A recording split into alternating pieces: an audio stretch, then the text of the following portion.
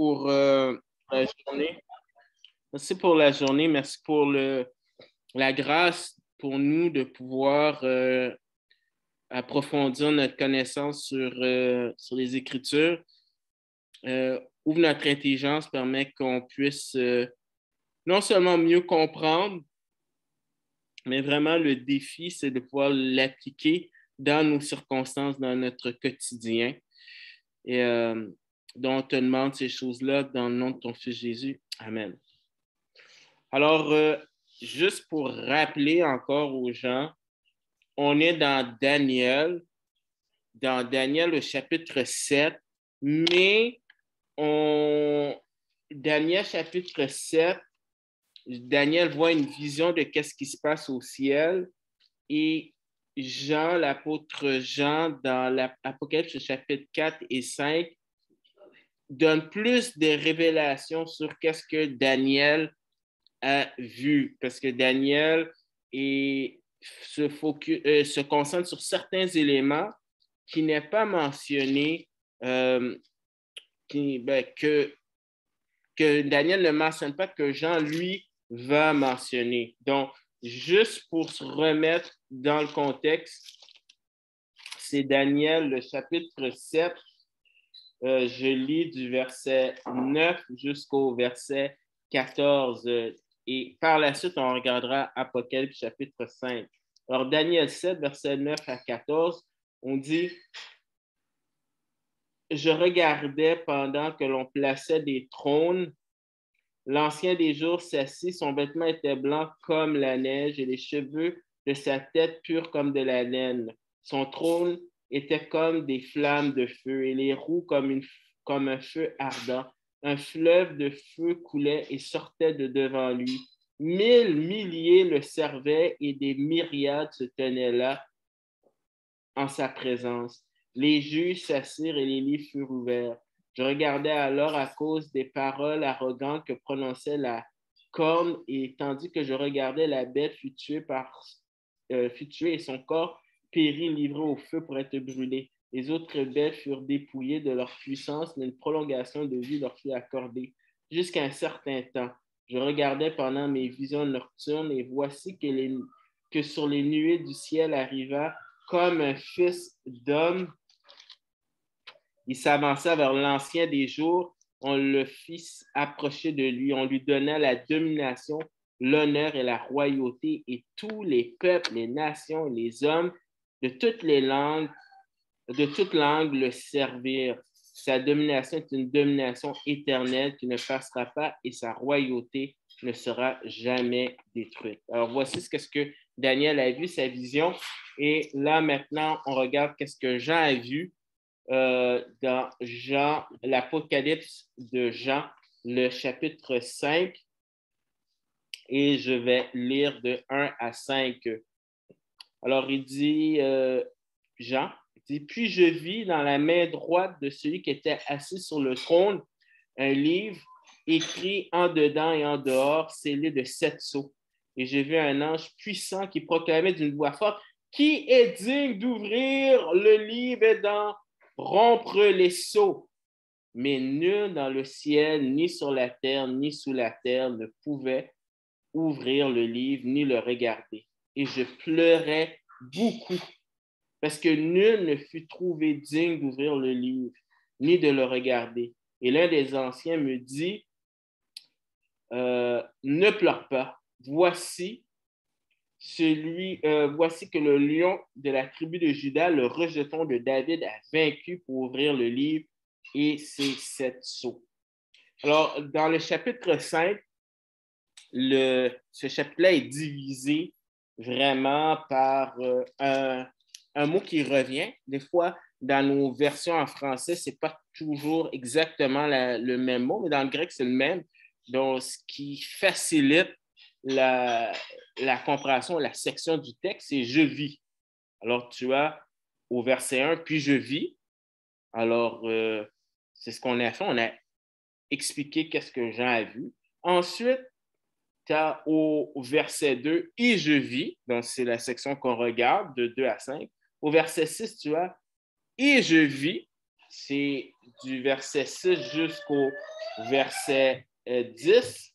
Et le verset 11, tu as je regardais, mais c'est je vis. Alors, c'est comme ça que je propose de voir l'étude, cette section-là. Donc, aujourd'hui, on va voir du verset 2 à 5. Alors, Lydie, you can go upstairs. Go upstairs, please. Alors, que je...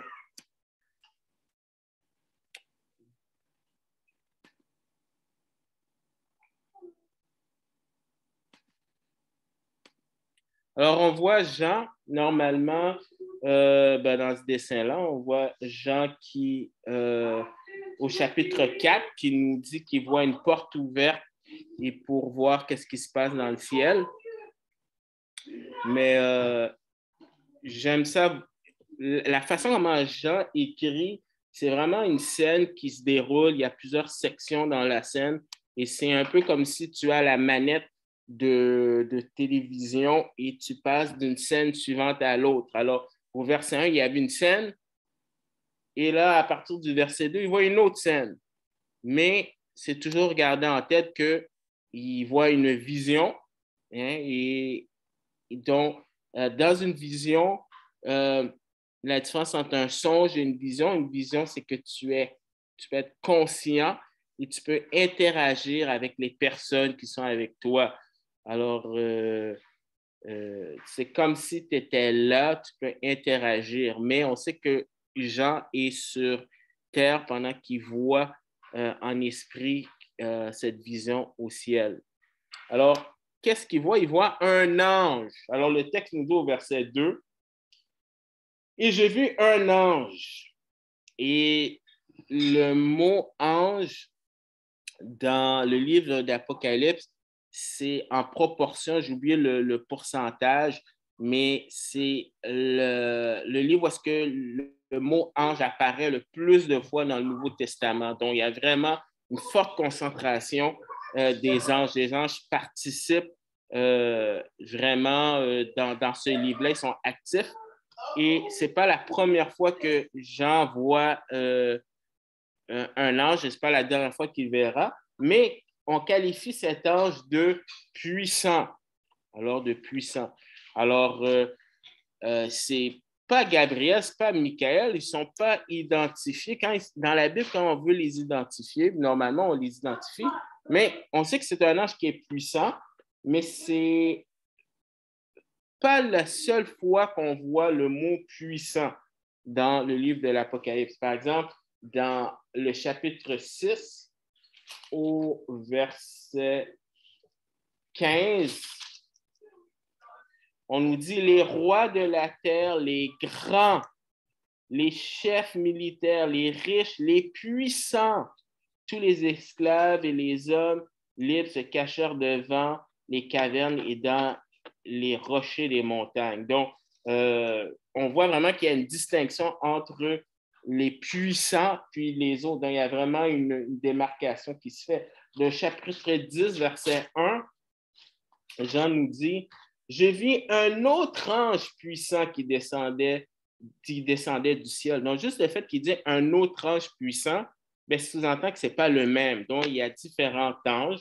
Alors, il y a cet ange-là puissant. Dans Apocalypse 19, au verset 18, tu vois encore le mot puissant qui est utilisé.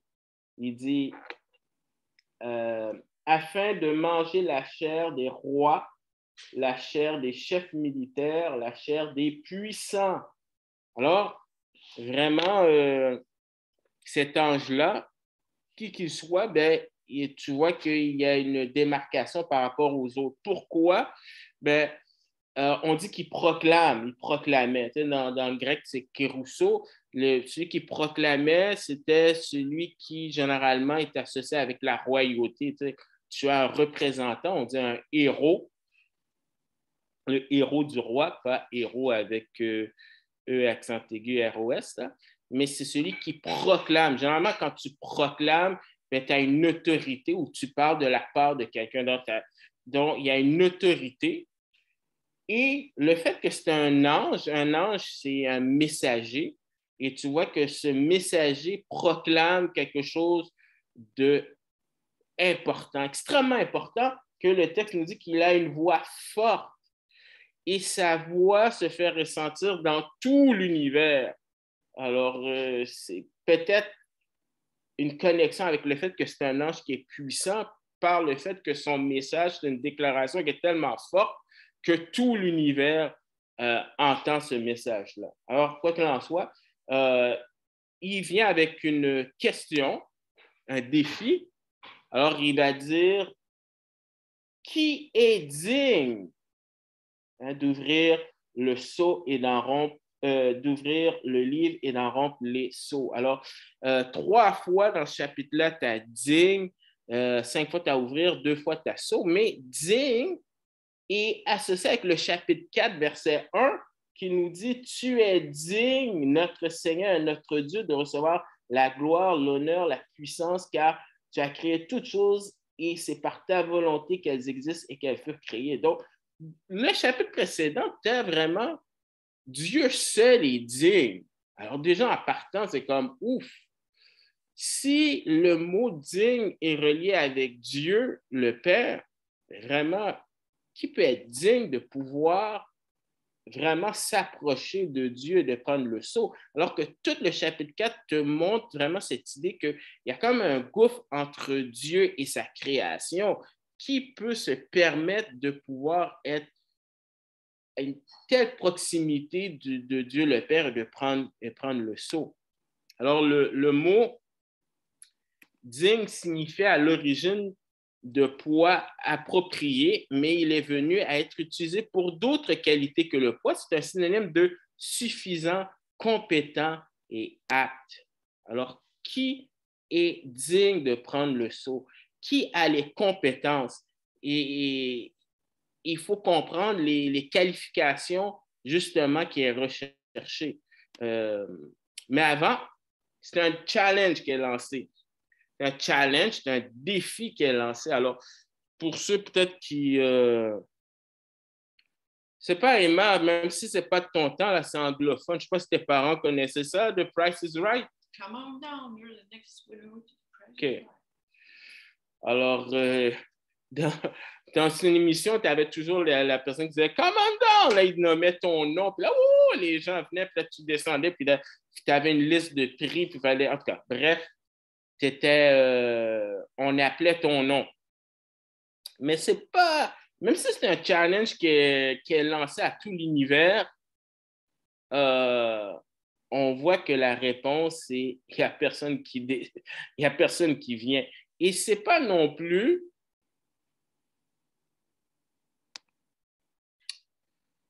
un challenge comme celui-ci. Alors, je ne sais pas si Abby connaît ou Eva connaît cette histoire-là de l'épée, une épée qui est plantée dans une roche.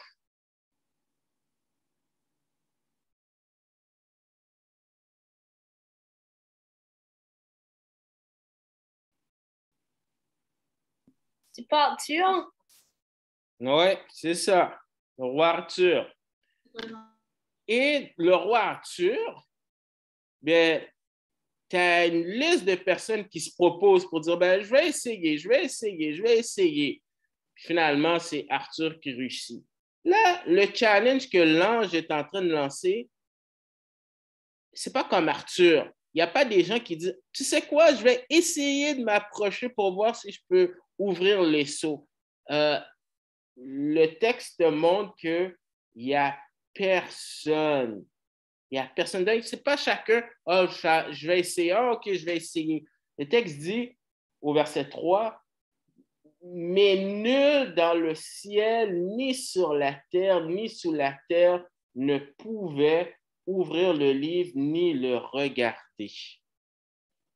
Donc, c'est même pas, je vais essayer de me prouver, je vais essayer.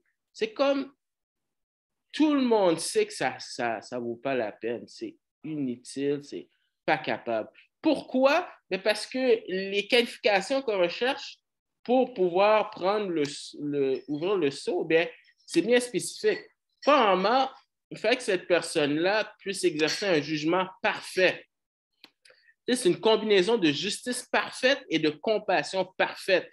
Celui qui accorde une miséricorde parfaite sans hésiter à exiger une justice parfaite.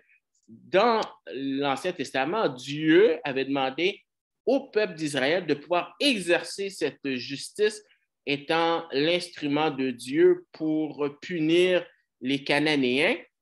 On a plusieurs textes de cela, mais ils ne l'ont pas fait.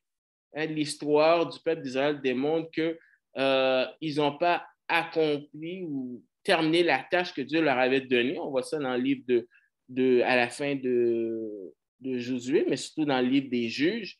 Mais Jésus, qu'est-ce qu'on nous dit de lui, du Messie, dans Ésaïe chapitre 11, verset 4?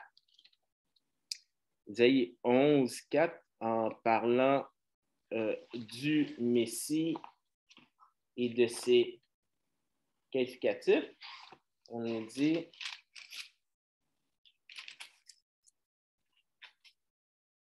Mais il jugera les pauvres avec justice, avec droiture, il sera l'arbitre des malheureux de la terre, il frappera la terre du sceptre de sa parole et du souffle de ses lèvres, il fera mourir le méchant. » Et dans Jean chapitre 7 au verset 24,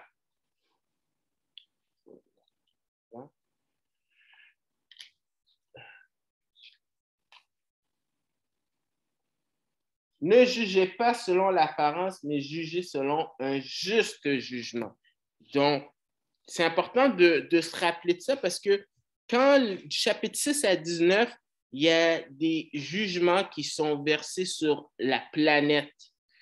Et si on n'a pas, si on ne se souvient pas que celui qui exerce ce jugement-là le fait parfaitement.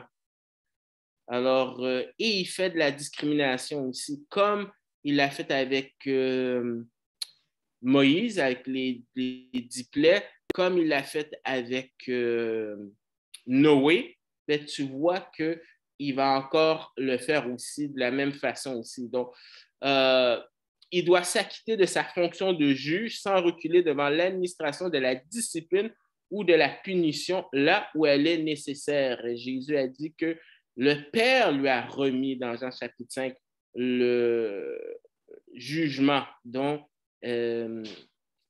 lui peut exercer ce jugement-là. Et alors, il ne peut pas modifier les normes de Dieu qui condamnent le péché. Le favoritisme et le laxisme ne peuvent être trouvés en lui car il est le plus parfait administrateur de la justice dans un monde où l'injustice règne depuis longtemps. On sait qu'aucun homme peut faire cela. Mais il faut aussi qu'il y ait une relation avec l'humanité. On a dit la domination de la terre a été initialement donnée à Adam. On l'avait vu la semaine dernière, d'où elle a été perdue pour Satan à cause du péché. Alors, la domination doit être restaurée par un homme, pas n'importe quel homme, mais l'homme parfait. Regardez dans Genèse chapitre 3, verset 15. Genèse 3, 15, c'est ce jugement que Dieu dit au serpent. Il dit, je mettrai inimitié entre toi et la femme, entre ta descendance et sa descendance. Celle-ci t'écrasera la tête et tu écraseras le talon. Alors, on sait que dans ce jugement-là, Dieu dit qu'il va avoir un individu qui va sortir d'une femme et qui va vaincre le serpent qui est le diable. Et dans Genèse chapitre 4, on dit au verset 1, l'homme connut Ève, sa femme, elle devint enceinte et accoucha de Caïn. Elle dit, j'ai mis un homme avec. Alors, dans ma version, c'est marqué en parenthèse, l'aide de l'Éternel. Je ne sais pas si vous avez une parenthèse dans vos Bibles, que c'est avec l'aide de l'Éternel. Mais généralement, quand on met la parenthèse, c'est parce que ça ne se trouve pas dans le texte. C'est qu'on l'auteur choisit de le mettre. Mais l'idée, littéralement, dans l'hébreu, c'est vraiment, j'ai mis un homme au monde, l'Éternel. C'est-à-dire que Ève, dans sa conception, dans sa perception des choses, elle a entendu le jugement du serpent. Elle entend que cet individu, cet homme-là va vaincre le serpent, va vaincre le péché. Donc, dans sa tête, elle pensait que Caïn était cet individu. Elle pensait que c'était lui, cet homme parfait, cette personne qui allait donner la victoire.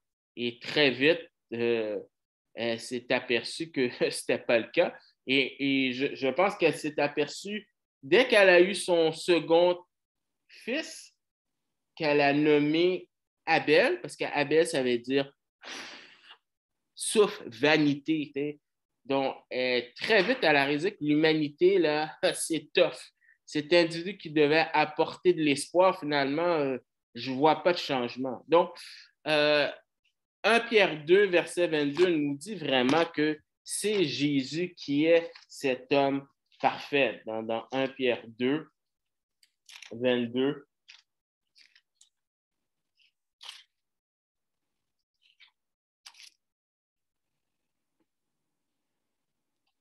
Lui qui n'a pas commis de péché et dans la bouche duquel il ne s'est pas trouvé de fraude. Alors, tout comme le Rédempteur israélite devait être un parent ou un proche parent, comme dans l'histoire de Boaz avec Noémie, devait être un parent de la personne qui avait perdu la possession, de même le Rédempteur de l'humanité et leur possession confisquée de la terre devait être un parent de l'humanité. Il devait être un humain. Aucun ange ou tout autre type d'être ne serait admissible. Donc, c'est une des raisons pourquoi tu vois que dans le ciel, il n'y a personne qui peut être digne et de pouvoir ouvrir le sceau, même pas les anges. Et aussi, c'est pour ça que c'est important de comprendre que Dieu ou la deuxième personne de la Trinité devait venir en étant 100% Dieu, mais 100% homme. Donc, l'humanité de Christ est super importante. On ne peut pas nier cette réalité-là. Il y a des impacts et ça, c'est une des raisons pour laquelle Jésus devait venir sous forme humaine. Une autre raison aussi, c'est d'avoir le droit de possession. Alors, la possession de ce qui a été perdu nécessitait le paiement d'un prix de rachat. Comme on a vu dans l'Ancien Testament, le prix pour racheter un monde perdu par les ravages du péché était l'effusion d'un sang vraiment innocent. C'est pour ça que dans le chapitre 5, au verset 6, au verset 9, bien, on nous rappelle cela. Et je vis au milieu du trône des 4 êtres vivants, au milieu des anciens, un agneau debout qui semblait immolé. Et au verset 9, et il chantait un cantique nouveau disant, tu es digne de recevoir le livre et d'en ouvrir les sceaux, car tu as été immolé et tu as racheté pour Dieu par ton sang des hommes de toute tribu, de toute langue, de tout peuple et de toute nation. Donc, encore une fois, c'est pour ça que aucun homme pouvait répondre à ce critère-là et aucun ange aussi, si puissant soit-il. Et bien sûr, il faut qu'il y ait la capacité de posséder. Alors, le droit de posséder n'a pas de sens sans la puissance de posséder. Alors, un dénommé Martin Kiddo a dit, le défi de l'ange fort est de trouver quelqu'un digne d'ouvrir le rouleau et d'en briser le sceau, était bien plus que de demander quelqu'un d'être capable de révéler, de demander quelqu'un capable de révéler le destin du monde. La demande était pour quelqu'un capable non seulement de dévoiler le plan de Dieu, mais de le mettre en mouvement, de l'accomplir et de le réaliser. Donc, ce que Daniel, dans le chapitre 9 au verset 24, explique une partie de la période de tribulation du peuple juif. Il dit au verset 24, 70 semaines ont été fixées sur ton peuple et ta ville sainte. Pour faire quoi? Pour faire cesser les crimes, mettre fin au péché, pour expier la faute et amener la justice éternelle pour accomplir la vision et la prophétie. Alors, tous les textes de l'Ancien Testament qui parlent des promesses et pour oindre le Saint des Saints. Alors, tout ça fait en sorte que Jésus est la personne, normalement, qui doit répondre à cela, répondre aux critères. Mais Jean pleure. Pourquoi il pleure? C'est parce que au verset 3, c'est comme je dis, c'est pas comme le roi Arthur, puis que tu as une lignée de personnes qui vont essayer d'ouvrir le sceau. Il n'y a personne. Et la façon d'expliquer qu'il n'y a personne, alors, dans la Bible, quand il y a on utilise par exemple une figure de style, une des figures de style, c'est le mérisme. Le mérisme, c'est une façon d'englober tout. Dans Genèse chapitre 1, on dit au commencement, Dieu créa les cieux et la terre. Donc, dans les psaumes, tu as ça. Donc, c'est vraiment une façon de dire que tout partout dans l'univers que Dieu a créé, il n'y a personne qui peut relever le défi. Il n'y a personne. Et la réaction de Jean, c'est qu'il pleurait. Mais il pleurait beaucoup. Ce n'est pas juste des petites larmes, c'est de la lamentation. Il pleure, il pleure, il pleure, il pleure, il pleure. C'est le même mot qui est utilisé quand Pierre a vu, Pierre a vu Jésus après que le coq ait chanté 3 fois. Eh bien, Luc nous dit, je pense que c'est l'évangile de Luc, qui dit qu'il pleurait amèrement. C'est le texte dans Luc 19, versets 37 à 44, quand Jésus arrive à Jérusalem, puis il pleure sur Jérusalem parce qu'il sait qu'est-ce qui va arriver en 70. Les Romains vont détruire les gens. Il va y avoir des millions de Juifs qui vont être tués puis être déportés. Donc, il pleure. Et dans le livre de l'Apocalypse, il y a des gens qui pleurent. Mais les gens ne pleurent pas pour les mêmes raisons que les gens dans l'Apocalypse. Il y a une raison pour laquelle les gens pleurent dans l'Apocalypse, c'est Apocalypse 18. Je vais lire à partir du verset 9. Ça va remettre dans le contexte. Apocalypse verset 18 au verset 9, il dit « Tous les rois qui se sont livrés à l'inconduite et au luxe pleureront et se lamenteront à son sujet quand ils verront la fumée de son embrasement. » Alors, les gens pleurent parce qu'ils perdent des choses, le matérialisme. Quand les gens s'accrochent à leur auto, à n'importe quoi, puis ils perdent, ça, c'est la réaction du monde. Ils pleurent pour des choses. Quand ton équipe favorite est éliminée, puis tu vois des adultes pleurer parce que leur équipe de hockey n'a pas gagné, ils pleurent. Tu sais, les gens pleurent pour différentes choses. Encore dans Apocalypse 18, retenus à distance par la crainte de son tourment, ils diront « Malheur, malheur, la grande ville de Babylone, la ville forte, en une seule heure est venu ton jugement. Et les marchands de la terre pleurent. Ils sont dans le deuil à cause d'elle, parce que personne n'achète plus leur cargaison d'or, d'argent, de pierres précieuses, de perles, de fin lin, de poupes de soie, d'écarlate, de tout bois, de senteur, de tout objet d'ivoire et tout objet en bois très précieux, en bronze et en fer et en marbre, de la cannelle, des aromates, des parfums, de la myrrhe, de l'encens, du vin, de l'huile, de la farine, du blé, des bœufs, des brebis, des chevaux, des chars, et des corps et des âmes d'hommes. Et tu vois, il pleure pour du matérialisme. Tu peux pas l'amener avec toi dans ta tombe. Les gens pleurent, mais Jean, il ne pleure pas pour ça. Jean, il ne pleure pas pour ça. Jean, il pleure parce que Jean comprend que celui qui doit ouvrir les sceaux, c'est celui qui doit racheter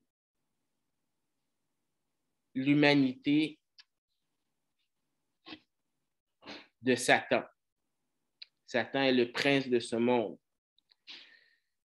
Et s'il n'y a personne pour ouvrir ça, toutes les promesses que Dieu a dit de l'Ancien Testament, de cet état où est-ce qu'il va y avoir une justice qui va régner, de cet état où est-ce qu'il va y avoir vraiment une bénédiction sur la terre, où est-ce que le méchant ne triomphera pas, bien, tout ça, ça ne va pas se réaliser. Puis Jean, lorsqu'il écrit cette lettre, il est dans une prison à Patmos. Selon la tradition, on dit qu'on a essayé de, avant de l'envoyer à Patmos, là, on a voulu essayer de le tuer, de le torturer, on l'a plongé dans de l'eau bouillante. Puis déjà, c'est une personne âgée, là, c'est un grand moun, là. Mais il ne veut pas mourir. C'est un homme qui, au début de sa lettre, il le dit, il n'est pas dans une tour d'ivoire, hein, il souffre comme les autres aussi. Et pensez à tous ces chrétiens qui se font persécuter dans les pays communistes ou musulmans. Pensez à toute l'injustice qui existe dans le monde, de voir que s'il n'y a personne pour ouvrir ça, ben, la réaction qu'on a, c'est la réaction suivante. La souffrance depuis Genèse chapitre 3, il y a des conséquences. Et si on fait fi des deux premières lignes, là, on regarde le dernier, c'est le paganisme. Le paganisme, c'est tout ce qui est en dehors de la pensée judéo-chrétienne, la vision du monde judéo-chrétienne. Si tu n'as pas la vision judéo-chrétienne, tu expérimentes que dans le monde dans lequel on vit, il y a du bien, puis il y a du mal. Et la perception, c'est que ça a toujours été là, puis ce sera toujours là. C'est pour ça que les films comme Star Wars, tu as cette notion de la force, de bien et mal. C'est pour ça que dans le symbole, par exemple, du karaté, tu as le yin et le yang. Tu as vraiment ça dans tous les films japonais, là, des Miraculous, toutes les bandes dessinées japonaises sont vraiment forts là-dedans. Tu as toujours cette notion du bien et du mal. Mais si vraiment, pour toujours, tu as le bien et le mal, voici tes options pour dealer avec ça. Parce que tu sais que le mal sera toujours là. Tu peux essayer de le nier, mais bonne chance. Bonne chance quand la souffrance frappe. Il y a justement, j'ai oublié son vrai nom, là, mais Bouddha, ben, c'est ça qu'il voulait faire jusqu'à ce qu'il aille à Bois-Gagnon. Mais non, pour de vrai, Bouddha, lui, c'est ça. Il voulait essayer de faire fi de la souffrance quand il était conscient que ça existait. Donc, il se mettait en méditation en espérant arriver à un état où est-ce qu'il cesserait d'exister. Donc, on essaie de nier l'existence de la souffrance. Mais ça ne marche pas. Donc, qu'est-ce qu'on fait? C'est qu'on essaie de trouver des trucs. On peut utiliser la drogue, le divertissement. On essaye plusieurs façons où on peut faire comme des personnes qui sont cohérentes dans leur pensée de suicider. Il y a quelqu'un que Lisa avait parlé, la personne était très consciente que si la vie bien, il y a le mal, puis c'est là pour rester. Pourquoi? Non, mais quand on y pense, là, ça fait vraiment du sens. Pourquoi me taper quelques années d'existence pour un petit peu de bien quand je sais qu'il y a le mal qui est tout le temps là? Donc, il vaut mieux en finir. Et je pense que beaucoup de personnes, quand ils se suicident, ont ce raisonnement-là. Alors, ça, c'est la perspective du paganisme. Alors, quand on témoigne aux gens, si les gens ils disent ouais, mais je ne veux rien savoir, la Bible, non, ce n'est pas vrai, bien, il faut les forcer à dire OK, c'est quoi ta solution par rapport au mal? Parce que c'est clair que le mal ne va pas disparaître si tu es cohérent dans ton raisonnement. La Bible, ce que la Bible enseigne, c'est que Dieu a toujours été bon. Et la création, c'était des choses qui étaient bonnes. Mais il y a eu la chute et il y a le bien et le mal. Et c'est dans la période dans laquelle on est en train de vivre. Mais à la fin, il y aura avoir une démarcation qui va se faire pour toujours. Alors, Jean pleure parce que il a oublié cette perspective-là. Et son raisonnement, c'est que, ben ça y est, il y aura toujours le mal. Et c'est pour ça que Jean pleure de façon amère. Mais à partir du verset 5, eh bien, il y a ce qu'on appelle ça c'est à la mode un terme, le counseling biblique. Bien, on va essayer d'aider les gens. Verset 5 dit, « Et l'un des anciens me dit, » on avait expliqué dans le contexte que les anciens, c'est des représentants de l'Église. Il y en a qui disent que c'est des anges, mais non, parce que le contexte est assez clair. Alors, c'est l'un des anciens. Alors, souvenez-vous, on est dans une vision. Dans une vision, tu peux interagir avec les personnes. Alors, l'un des anciens me dit « ne pleure pas ».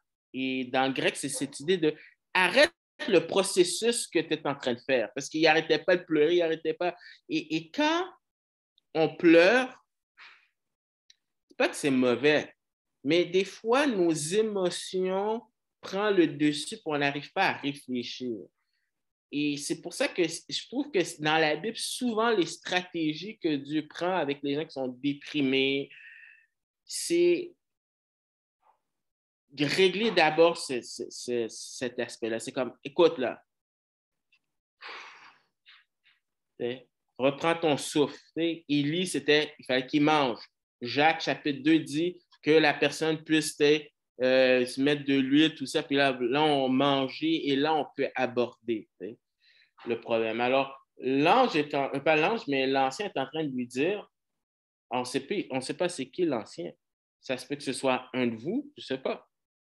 Mais un représentant de l'Église lui dit, arrête. Une fois qu'il arrête, maintenant, il peut lui mettre l'accent sur les faits. Il dit, voici que le lion de la tribu de Juda, le rejeton de David, a vaincu pour ouvrir le livre des sceaux. Alors, il ne faut pas trop être difficile envers Jean. Jean qui, même s'il connaissait Jésus, a côtoyé Jésus, il est dans une vision, il voit tellement de choses, puis il est pris par les événements et l'ancien lui rappelle le lion de Juda. C'est important de nous attarder sur le terme lion de Juda parce que c'est la seule fois que c'est mentionné dans l'Apocalypse. Et l'Apocalypse est un condensé de plein de citations, de références à l'Ancien Testament. Donc, le lion de Juda, c'est un terme messianique. Et on parle de Juda. Juda qui est un lieu géographique. Ce n'est pas spirituel. Hein? C'est important de se rappeler de cela parce que Dieu a fait une alliance. Une alliance. Et cette alliance que Dieu a faite avec Abraham s'élabore dans la Bible à différents niveaux à travers la promesse par rapport à un pays, mais ce qui nous intéresse, c'est l'alliance davidique. L'alliance davidique, c'est qu'il y aura un roi physique et pas spirituel, mais un roi physique qui va régner physiquement sur le trône de David, qui se trouve dans la tribu de Juda et pas au ciel. Donc, il faut respecter le contexte. C'est comme ça que David a compris cette promesse-là, qu'il y aurait un individu qui va régner pour toujours sur le trône à Jérusalem. Alors, le lion de la tribu de Juda, Dieu avait révélé que les dirigeants seraient comme un lion, un rejeton de Juda. Et on le voit clairement dans Genèse 49, 9, 10, quand Jacob donne des bénédictions, ben, à Juda, il lui révèle cette bénédiction-là. Alors, Jésus est né dans la lignée de Juda. Et bien que Ruben ait été le premier-né à cause de son péché, parce qu'il a couché avec la servante, une des servantes de son père, et de ses péchés de ses frères, le droit de règne royal est tombé sur Juda. Okay, bon. Alors, pourquoi ce n'est pas Ruben qui est le premier? Parce que normalement, à cette époque-là, le premier-né, ben, c'est toi qui devais hériter d'une double bénédiction. Bien, la Bible nous explique dans le livre de Genèse. En fait, Ruben avait le droit d'être le premier-né. Néanmoins, le Messie n'est pas le lion de la tribu de Ruben, car à cause du péché de Ruben, dans Genèse 35, 22, a été privé de ses droits de premier-né et du droit concernant le Messie. Les frères suivants, en ordre alphabétique, en ordre pas alphabétique, mais d'âge, là, chronologique, les frères suivants, Simon et Lévi, ont également été exclus à cause de leur acte sanglant à Sichem. Là-dessus, les droits de Ruben en tant que premier-né ont été divisés comme suit. La double part de l'héritage matériel est allée à Joseph dans Éphraïm et Manassé, ça dans 1 Chronique 5, 1 à 2, et la dignité sacerdotale est allée à Lévi. Et la dignité du dirigeant est revenue à Juda, le quatrième fils de Jacob. C'est pourquoi le Messie est le lion de la tribu de Juda. Et les archives généalogiques des tribus d'Israël ont été perdues lors de la destruction du temple en 70 après Jésus. Cela pose un problème aux judaïstes qui, ayant rejeté Jésus, attendent toujours le Messie. Si le Messie vient maintenant, comment serait-il déterminé qu'il est le lion de la tribu de Juda? Le Messie devra venir avant que la tribu de Juda ne perde son identité. Cela établit une période de temps claire pour la prophétie. Les archives par lesquelles toutes les identités tribales étaient maintenues étaient conservées dans le temple juif. Tous ces documents ont été perdus avec la destruction du temple en 70. En quelques générations, toutes les tribus d'Israël, à l'exception de Lévi, avaient perdu leur identité. Je me souviens, un de mes professeurs au secondaire, son nom de famille, c'était Lévi. Et une, c'était Cohen. Cohen, c'est aussi relié aussi à prêtre.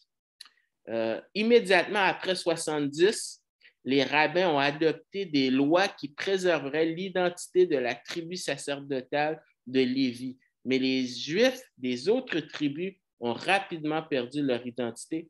Alors, pour que cette prophétie ait une signification pour les humains, le Messie devait venir avant 70. Et d'ailleurs, c'est pour ça qu'il n'y a aucun... Et les ennemis de Jésus, là, les rabbins auraient pu... les pharisiens auraient pu régler la question en disant, ben non, tu ne viens pas de la tribu de Juda, de la lignée, on va le prouver tout de suite, on va aller au temple, voilà, ça y est, le problème est réglé. Mais ils n'ont jamais utilisé cette partie-là tout simplement parce que c'est vrai, ils pouvaient aller voir le recueil, les archives. Alors, l'autre mot qui est utilisé pour Jésus, c'est le rejeton ou le germe, la racine ou l'origine. On nous dit au verset 5, non seulement il est le lion de la tribu de Juda, mais le rejeton. Alors, le rejeton de David. Alors, ça veut dire quoi? Ça veut dire que Jésus est né dans la lignée de David. Il est le fils de David. Jésus est le rameau du tronc d'Isaïe et Jésus est le germe qui viendrait. Et les termes de la dernière partie, là, c'est intéressant parce que c'est utilisé pour roi, c'est utilisé pour serviteur, c'est utilisé pour homme, c'est utilisé pour seigneur. Donc, c'est vraiment des termes que l'Ancien mentionne, mais que Jean comprend toute l'implication parce que c'est des termes qui étaient utilisés pour le Messie dans l'Ancien Testament. Comme une racine jaillit à nouveau de la souche d'un arbre qui a été coupé et semble mort, ainsi la lignée menant au Messie a été préservée à travers l'histoire. Car il y a plusieurs, ça c'est dans Job, car il y a de l'espoir pour un arbre s'il est coupé, mais qu'il repoussera et que ses tendres pousses ne cesseront pas. Même si sa racine vieillit dans la terre et si sa souche meurt dans le sol, au parfum de l'eau, elle bourgeonnera et produira des branches comme une plante. Tu vois ça dans Job 14. Mais dans Daniel, je pense que c'est Daniel 4, je ne suis pas sûr, c'est le rêve de Nebuchadnezzar. Eh bien, il y a l'histoire qu'il est un arbre qui a été coupé, mais que tu vois qu'il y a, mais pas à la racine. Et le rêve explique que, eh bien, à nouveau, eh bien, il pourra à nouveau régner comme roi. Alors, c'est la même illustration. Cette racine a été coupée à plusieurs reprises, mais jamais complètement terminée, car Satan a tenté tout au long de l'histoire de contrecarrer la ligne de la promesse messianique. Alors, c'est plein de termes qui sont utilisés que l'Ancien lance comme ça, mais c'est vraiment un condensé de l'Ancien Testament. C'est vraiment des promesses messianiques, une à la suite de l'autre. Alors, Jésus est l'accomplissement de l'alliance davidique. Dieu a fait une alliance inconditionnelle avec David où il a juré que son trône serait établi comme le soleil et la lune. Et à l'heure actuelle, il n'y a pas de trône de David sur la terre. Alors, tout ça qui disent, oui, mais Jésus règne, présentement, on est dans le royaume parce que Jésus est assis sur le trône de David. C'est pas vrai, c'est pas biblique. Mais il y en aura un quand Jésus aura terminé. Et ça, c'est Apocalypse 20 qui nous dit, puis même dans l'Ancien Testament. Alors, juste un petit dessin, un tableau qui te montre quand même la lignée. Donc, c'est pour ça que toutes les généalogies dans la Bible qui semblent être à nos yeux inutiles, c'est extrêmement important parce que ça permet de retracer la lignée de Jésus. Et que Jésus, c'est Dieu se révèle à travers l'histoire. Et l'histoire, c'est important parce que ça démontre les faits. Et finalement, la dernière partie, c'est a vaincu. Mais dans le grec, c'est placé au début. Nous, dans nos Bibles, on dit et l'un des anciens me dit, ne peur pas, voici que le lion de Juda, de la tribu de Juda, le rejeton de David, a vaincu. Mais dans le grec, c'est vaincu. Donc, vraiment, l'accent est mis sur il a vaincu. C'est ça qui est important. Donc, Jésus a vaincu le monde, et il a vaincu à la croix le péché, il a vaincu la mort, il a vaincu toutes les forces de l'enfer. Et quiconque est né de Dieu partage son héritage en tant que vainqueur. Alors, les croyants sont vainqueurs par sa victoire. Donc, c'est... Alors, Christ a vaincu Satan et ses forces quand il a payé le prix de rachat de son sang versé. Par le paiement de ce prix, Christ a vaincu Satan et ses forces dans le sens où il a gagné le droit de prendre possession de la terre et de gouverner la terre comme le dernier Adam. cette vérité éclaire le sens de la déclaration du Christ juste avant qu'il ne monte sur la croix. Le prince de ce monde est jugé. Alors, la mort de Christ a scellé le destin de Satan au moment opportun, déterminé souverainement par Dieu, et Christ exercera le droit qu'il a acquis à la croix pour expulser l'usurpateur. Alors, tout ça explique que pourquoi Jean doit arrêter de pleurer, que de savoir, te rappeler que, hey, oui, Jésus va exécuter son plan. Alors, depuis la captivité, la famille royale de Juda n'a pas exercé de domination, mais est restée en sommeil. Alors, on n'est pas dans le royaume. Tout comme une souche ne donne aucune preuve d'avoir la vie, la famille royale renaîtra soudainement à la vie lorsque son roi, le Messie ou le Christ, en jaillira pour régner. Donc, toute cette idée qu'on est dans le royaume, ben, on est dans le royaume spirituel, non, parce que le moment va venir à partir du chapitre 5. Donc, et là, finalement, ben, c'est lui qui va ouvrir les sceaux. Donc, qu'est-ce qui est important de se rappeler, c'est que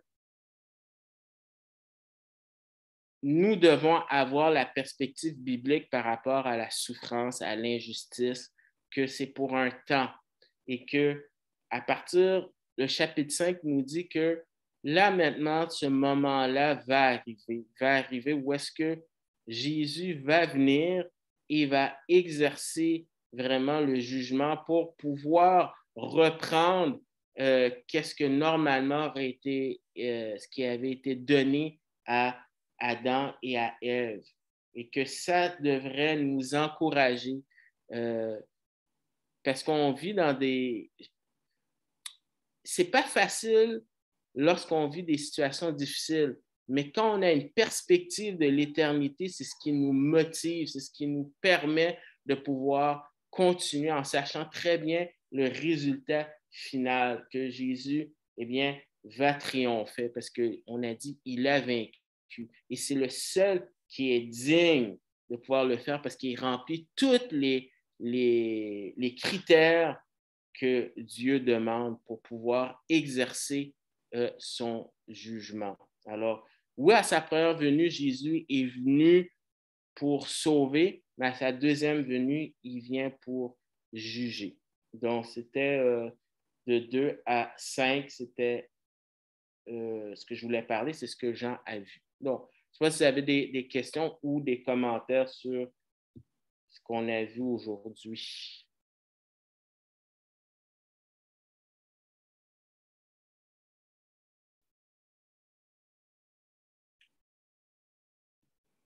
Okay. Donc, je prends le silence pour un « je ne sais pas », je n'ai rien compris ou je suis trop gêné pour parler.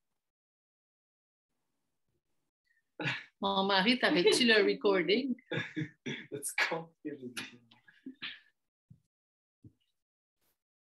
Il n'est pas là?